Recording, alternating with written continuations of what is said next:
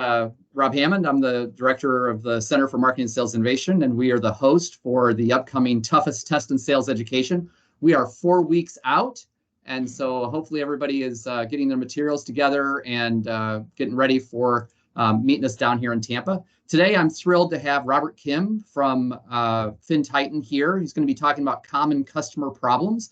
And with that, Robert, I'm going to turn it over to you, and just let me know when to move the slides ahead, and then we'll take questions at the end of this. Okay, thanks, Rob. Appreciate it. It's a pleasure for us, FinTitan, to be a part of this wonderful program. Thank you for having us, and it's my pleasure to talk about today common customer problems. I'm assuming that this is going to basically provide everybody a framework for understanding, common issues that customers have that is an opportunity for us to basically provide a solution. And it should help with your strategizing of how you're going to probe and converse with the client to find the highest value proposal that will get you to the finish line. So hopefully this will be useful in setting up that framework for you. Next slide.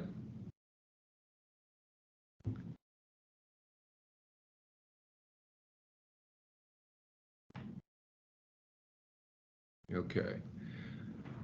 Just before we dive in, a quick blurb about myself. I'm the director of strategic initiatives, responsible for new business units and planning and execution, corporate deals, and various leadership roles in our subsidiary.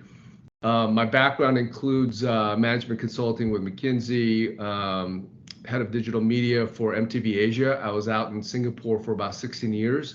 So went out there with MTV Asia and Viacom, and also helped the Singapore government with their digital media infocom, industry development over there. It's very interesting place.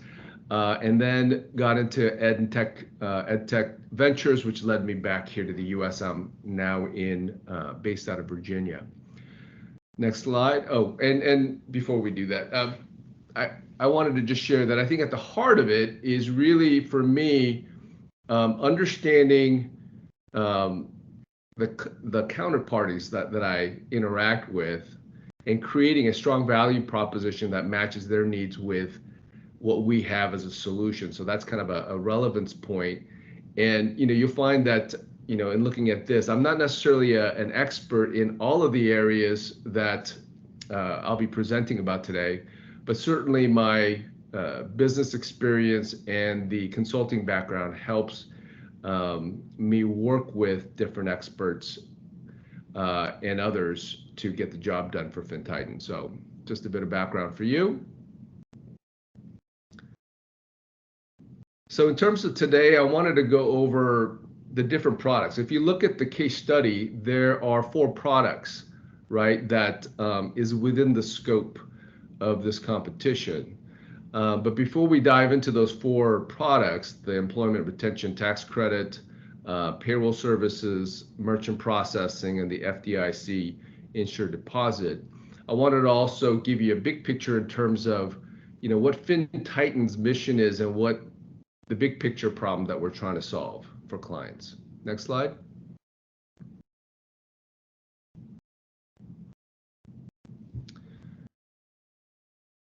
Yeah, so FinTitan, the foundation of it is that the founders and many of us in FinTitan are entrepreneurs. We understand the challenges of small, medium businesses, and we want to be the trusted partner to help them navigate through their business growth.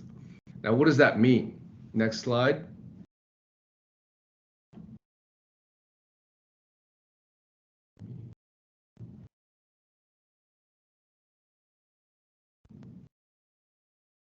Hey, Robert, I think it's taking a while to paint on your side, but Yeah. the slides are moving ahead. So we can go ahead, I think, and roll on from, when you say next slide, I think you can just keep moving, and Okay. I'm sure it'll paint right behind you. Sounds good.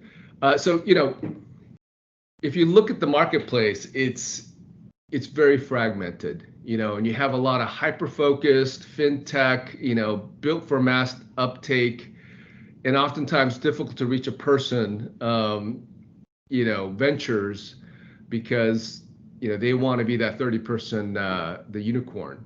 Or you'll have large companies for whom SMBs are essentially an afterthought, and they're focused really on serving the mid to large cap companies.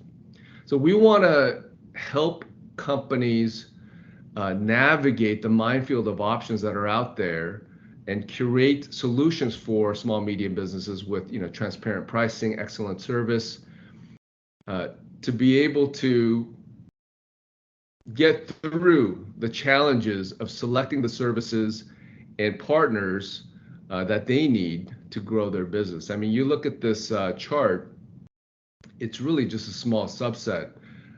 Payroll, core HR benefits. When I was working with a partner that integrates with different platforms so we can pull payroll data, they had about 130 platforms that they connected with. So it's extremely fragmented. And so what does that mean for the customer and the way we approach our clients? It's about the lifetime value of our customer versus transactions and subscriptions. We want to build that relationship, and we want to help them curate and understand what the best solution for them is for any given situation. We're trying to help solve the complexity and the computerization of services. And remember, the average age of the small medium business owner is 50. So you imagine you have a full range, and you have a lot of folks for whom they feel a lot more comfortable with that human touch, and they're looking for people to help navigate this landscape. Next slide. Okay, so let's go ahead and dive into our first product, the Employment Retention Tax Credit. Next slide. Oops. I don't know if you've heard about it, but obviously this is something that came out of the COVID era, the CARES Act. I think many of us received stimulus checks, businesses received PPP loans. This is a part of that. It's to help stimulate companies and to help companies overcome any difficulties that they may have had during that period. And there is a period of time still to claim those benefits that was made available. Now, the ERTC specifically provides up to $26,000 per employee, for that period of 21 to 22. That's a significant amount of funds. And it's based upon either declining gross revenues. There's three factors. So one is declining gross revenues.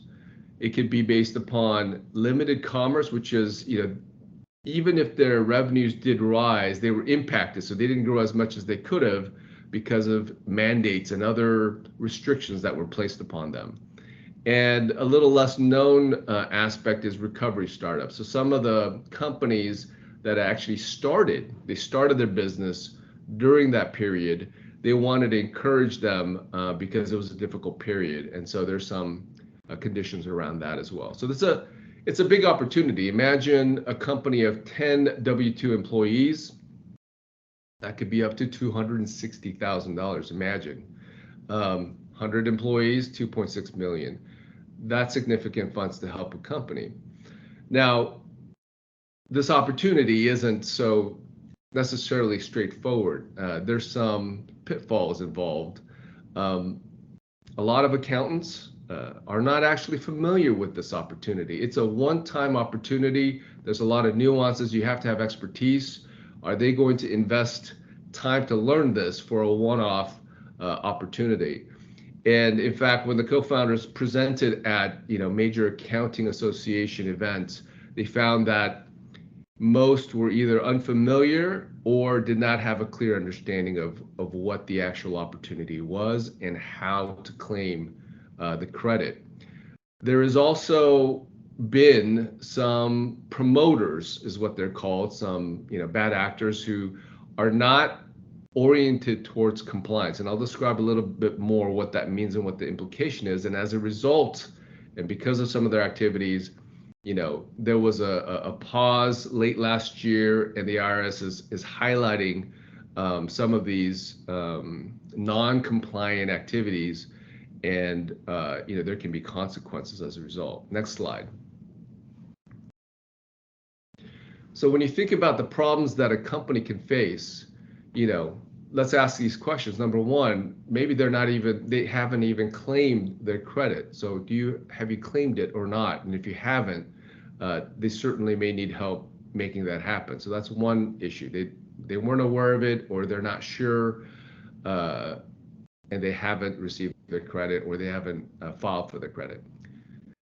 Then if they happen to have filed, you still can ask them, did you file just for the gross revenues, or did you look at the others as well? For example, the impact component, which is more nuanced.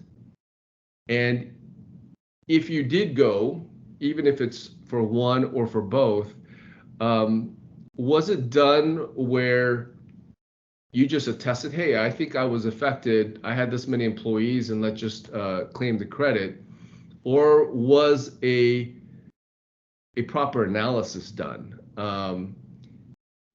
Looking at all of the different mandates that actually, let's say if you're a business in Tampa, all of the mandates that came at the local, at the state level, at the federal level, and identifying the mandates that specifically impacted you, and reviewing your accounting properly so that it was the qualification was done properly.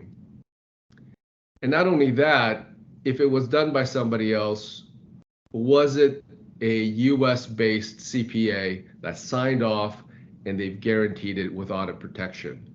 So you want to make sure that the clients can face these kinds of issues. They could have not claimed. If they did only a partial claim. Maybe they, having difficulties getting expertise, and certainly not getting the right level of expertise. Next slide. So those are some of the challenges, customer problems that our clients could face. Next is payroll services. If you think about payroll, that is oftentimes the largest cost line item for companies. It's a major piece. And it's really not just about a cost, this is related to attracting and retaining your talent. And in most businesses, people are the most critical aspect of a successful business, right? And the area that most entrepreneurs struggle with the most. Not only that, there are regulatory compliance aspect of it. You get certain things wrong, there could be big penalties as you grow. And also about efficiency, right? Time that it takes to process and manage as you grow, and it becomes more complex, and it's a cost center. So it's a very important aspect of your business. Next slide. So let's think about a company that is growing, 10 person to 50 person to 100 person company. And as they grow, there's a lot of challenges that they're going to potentially face, right? So I'm going to try to outline 6 aspects of it. One is multiple compensation structures, right? So you have different salaries, you have bonus structures, maybe incentives and commissions.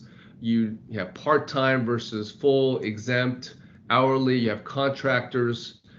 And as you get more complex and more people, some people may actually have garnishments for whatever reason.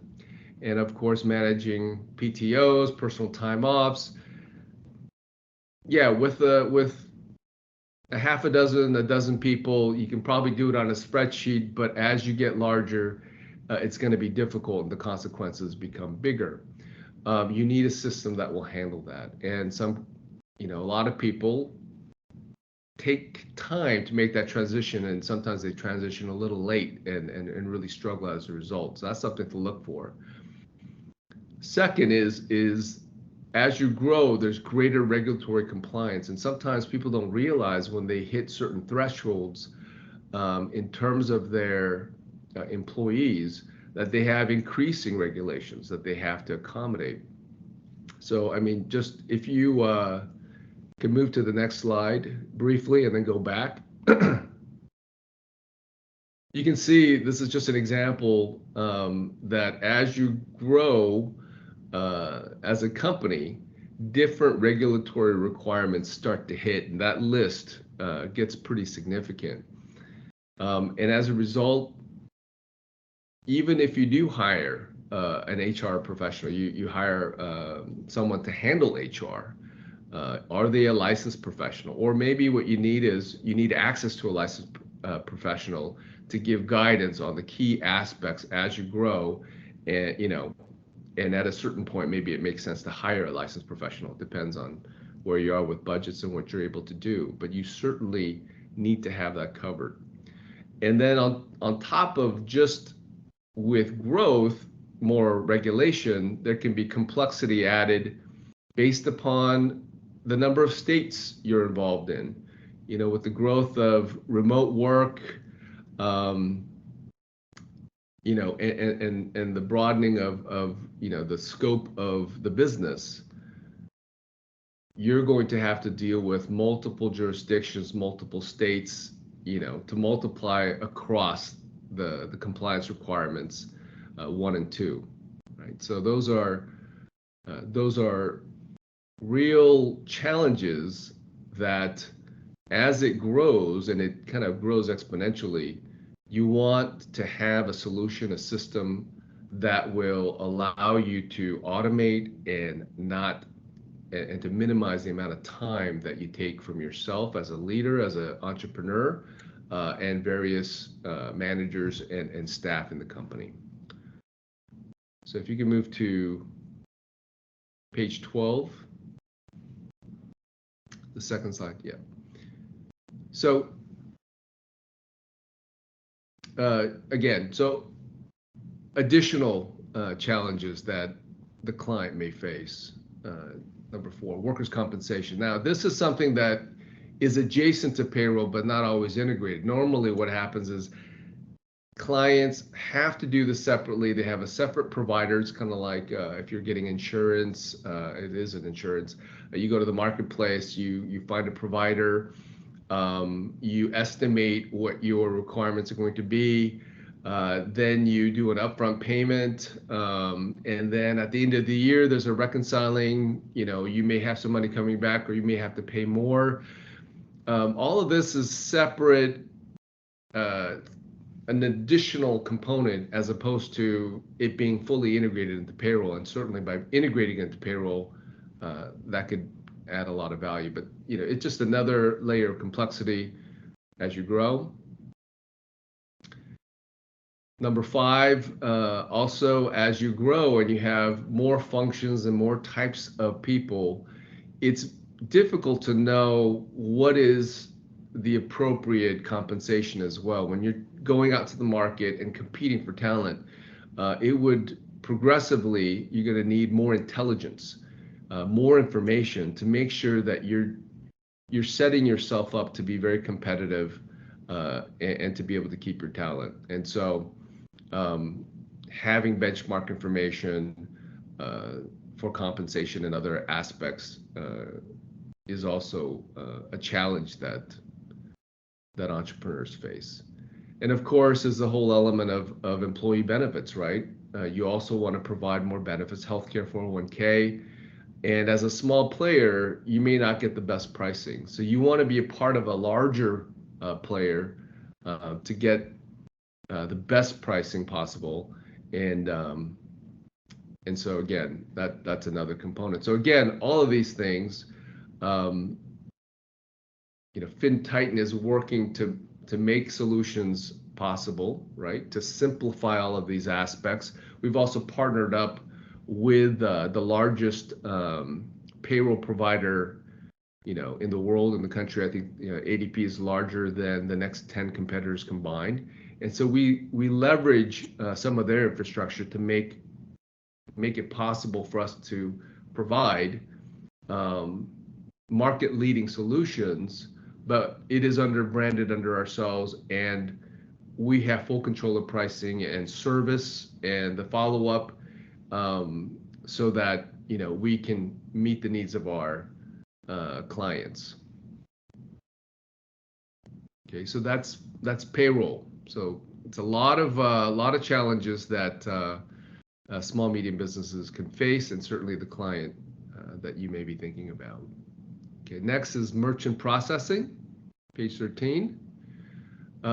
This is the payments, credit cards is really what people think about,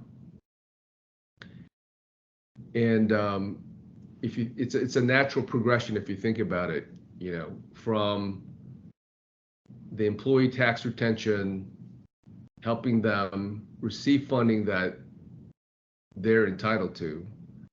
We're working on getting the payroll information to make that happen. Naturally rolls over to payroll, and if you have payroll, then talking about merchant processing becomes more natural. And I'll tell you, my understanding is, really trying to crack the merchant processing market and entering and having a conversation with clients is very difficult. It's a very competitive market, but certainly with what we have in terms of the building up of relationships, we think there's a real opportunity to go in and really help them. And I'll explain. So if you go to the next slide 14, there are just many levels to merchant processing, a lot more complex than people might imagine. By the way, if you go to the very end, you might want to just real quick skip to slide 21. Rob, there's a few slides that I just threw in at the end that kind of describes the key components of merchant processing. It's not the layers, but also the types of processing and the life cycle. You can just get a taste of some of the complexity involved here. And then if you can come back to page 14. Yep, I'm there. Great. You can imagine as a company grows from 10 to 100 and their customer base and their vendor base begins to really expand, right? Different increasing need for different platforms, online, mobile, in person, different maybe even currencies that you need to deal with, different regions. You may actually want to incorporate things like crypto, becoming more, a lot more interest in those things, integration into client platforms. So your customers want more than just to be able to send a credit card. They want it integrated with their platforms. And then similarly on the vendor side, right? Payments again, and all of those complexities added together. So there's going to be an increasing need for better pricing, functionality, and service because of the complexities. And just to highlight that, let's say just in pricing, let's go to the next slide, 15. You can see here just the layers, right, of just the fee itself. Very complicated, lots of players in this value chain. People have become hyper specialized. And imagine this sort of complexity and fees then get multiplied by, now you're using a different platform, you have a different currency, you have a different region. It can progressively get quite complex. And so in this sort of situation, one of the things that we do is simply ask for their credit card statement. So by analyzing their statement, we can see what all the fees are structured. And a lot of customers don't even realize that they're paying these fees. So just the act of having them look at their statement and could help them open up their eyes to how much fees are going out, and that actually the fee structure is much more different, or is different from what they had expected. And so there's a lot of different ways in which we can, looking at the big picture, analyzing, we can then help provide a proposal that can really shrink and bring greater transparency to their costs. Page 16. So this is, if I categorize and frame the kind of challenges that customers may face, they fall into three buckets: financial, technical, service oriented. So financial, as I described earlier, could be processing fees, high fees, hidden fees and charges, right, which impacts your overall cost. Payment delays, that's cash flow, right, depending. These and unpredictable reserve requirements. What that means is basically, these processors are underwriting risk from the payers, and as a result, depending on the kind of business and customers you're dealing with, those fees can fluctuate, and some of these other requirements that affect your cash flow can change. I remember someone telling me that they had a business in, I think it was something related to supplements, but the business was considered risky, and their fees literally was like 25% of the total cost, the revenue of an item. And so they ended up having to close that business because they couldn't find processing that was at a reasonable cost. This is financial. Technical, you can probe about, are there challenges in integrating with different platforms that clients or vendors need, the need for information, other kinds of integrations that will help with the operations that they're having struggles with. It could be security concerns, limited payment options, actual functionality of the system that they're dealing with.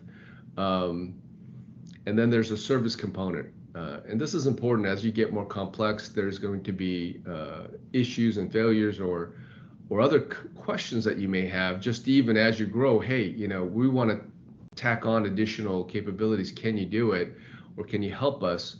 And again, depending on the structure of the partner, it may be just a reseller who just wants to hand off, and they're not going to be available for you.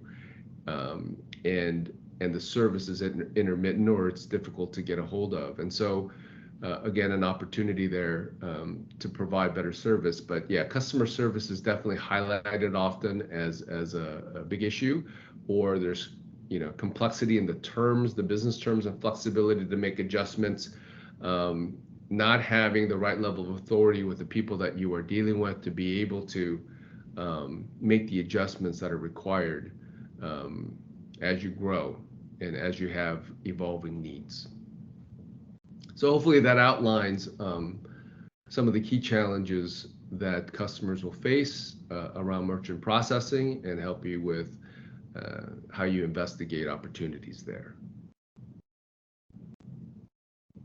Okay. Next slide, FDIC insured deposits. This is very straightforward. In the case, I think it was Terrametra, right? So it's a very futuristic name. Great name for the company. And they have received some funding.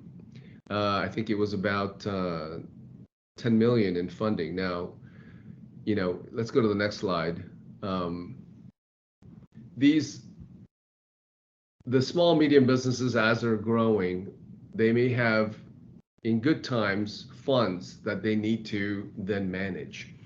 And there are challenges, oftentimes in getting the kind of management that they need, opportunities to get a return, safely deposit their funds.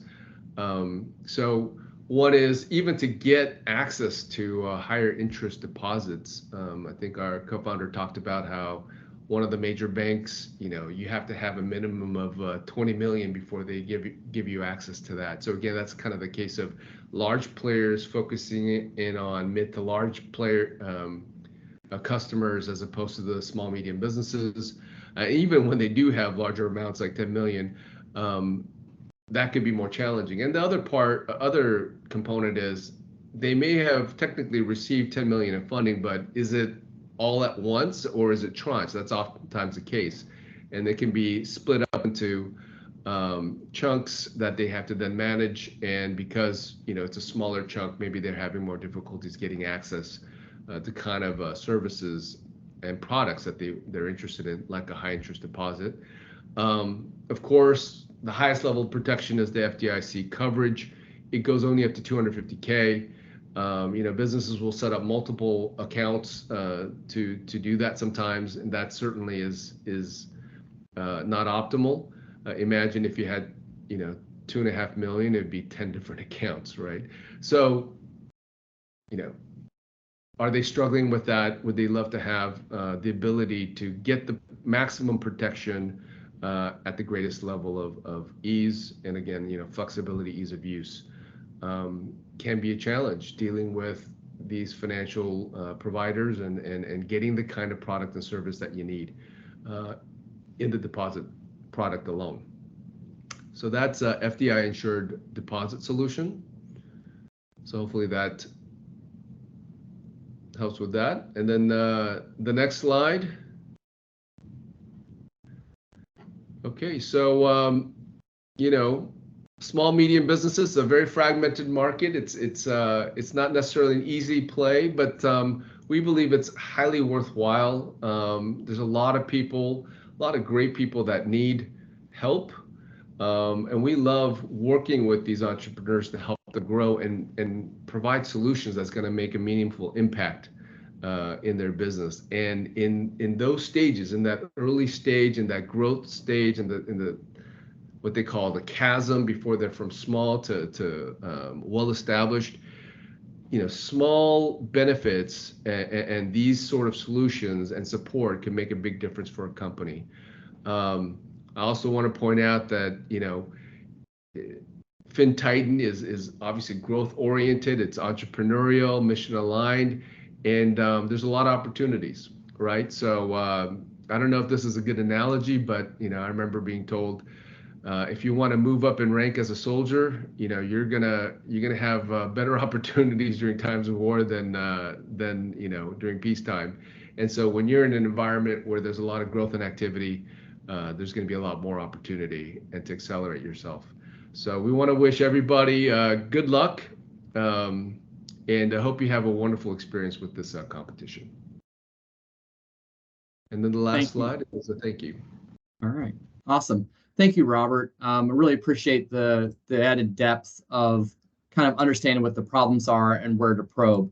Just as a reiteration for everybody in the case, although Robert gave you a lot of details around payroll, right? You're not selling payroll per se where you need to come up with all of that detail. That's the elements of where people are going to have pain, but the value proposition remains the same, that you're able to aggregate all these services together and solve problems that the entrepreneurs have, which is managing their business when they're resource constrained. So just remember that although these are, we've given you a lot of detail about these products so that you can be more familiar with them and not have to spend time researching what is a payroll system, right? That's the goal for this.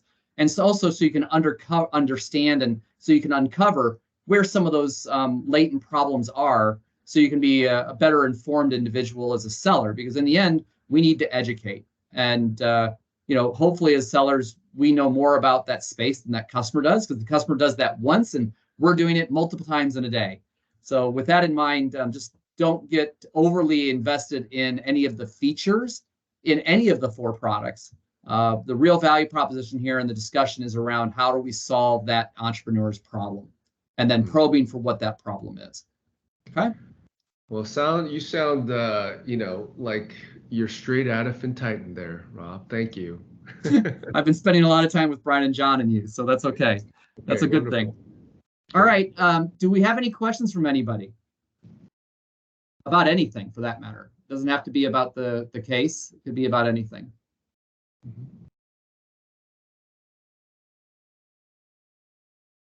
No? Okay. Okay, you're doing a great job, Rob, obviously. All right. Everybody. Well, I'm trying to, my mouse is jumping. I'm having a hard time finding my mouse on the screens. There we are. Okay. Well, with that in mind, then let me do. I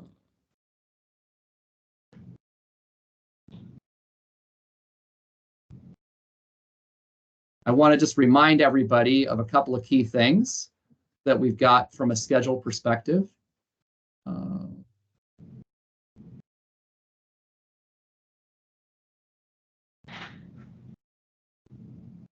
All right, so just as a reminder for everybody, coaches, there is a team registration that I would like for you to do, but if you don't want or aren't able to do that, if you could just email me your team member names and their emails. The reason for me wanting the emails and the names from the coaches is because if I have the emails and the names for the competitors, I can chase down the competitors without having to bother you coaches to make sure that everybody's getting registered. So one thing is just to share that with me either as an email or as doing that registration. And that link is here. It's in the presentation. It's also in the meeting invite, or it's in earlier meeting invite. And when I send out the reminder that this presentation was published and the recording was published, I'll include the link for everybody just as a reminder. Also, coaches, if you've not sent me your W-9, please do so. I will send a note to everybody who I'm still missing it from. Just as a reminder, maybe I missed it or et cetera. So we're kind of in that time of the window where I'll be communicating all of those pieces to everyone. Competitors, complete your competitor registration. You are not registered for this competition until you have done that. And that basically is the metadata. Have your resume handy when you do that, because that's getting the data kind of off your resume and putting it out there. And that's also then shared with the business partners so they know who you are and can connect with you.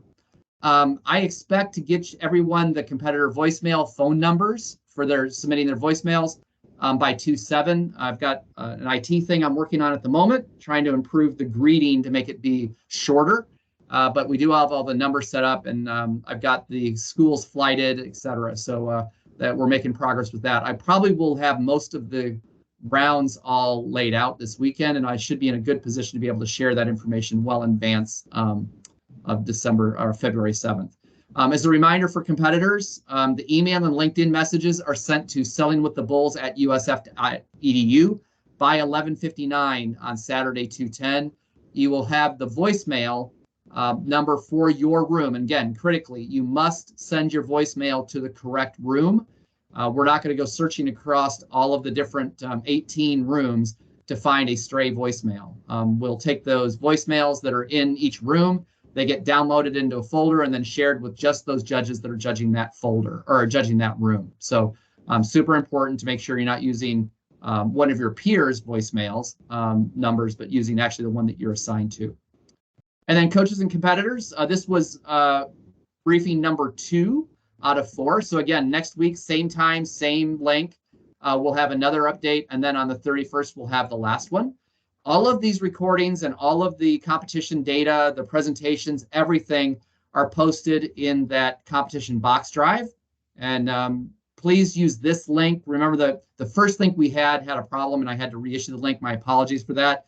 But this is the link, and it's also in the meeting invite, and I'll continue to communicate it for everyone. The schedules and everything else will also be published there whenever they're all done and connected for everyone. So with that in mind, we are 4 weeks out from the toughest test in sales education, and we are oh so thrilled that you will all be joining us today.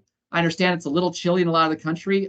It's actually a little chilly here today. It's 60. So we're working our way through that. We'll bound back up into the 70s, and it should be a really nice time when everyone's here in 4 weeks, and we're looking forward to having you here. So with that in mind, let me know if there are any other questions you all have, or if there's anything else that we can do to try to make your event more successful and more simple, or logistics handle those for you as well. But we're looking forward to having you here, and we're thrilled and just honored that you're taking the time to invest and participate and join us for this exciting event. Thanks, everybody, and we will talk all soon later. Bye-bye. Thank you.